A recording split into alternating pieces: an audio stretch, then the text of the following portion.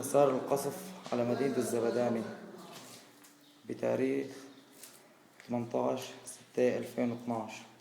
في الصباح الباكر. آثار القصف على مدينة الزبداني بتاريخ 18/6/2012 في الصباح الباكر.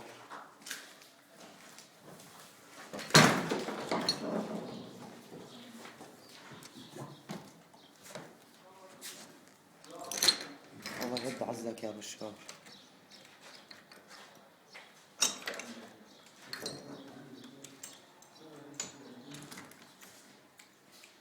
قد أخلي هذا البيت من سكانه. الله أكبر، الله أكبر. الله يرد عزك يا بشار. الله أكبر.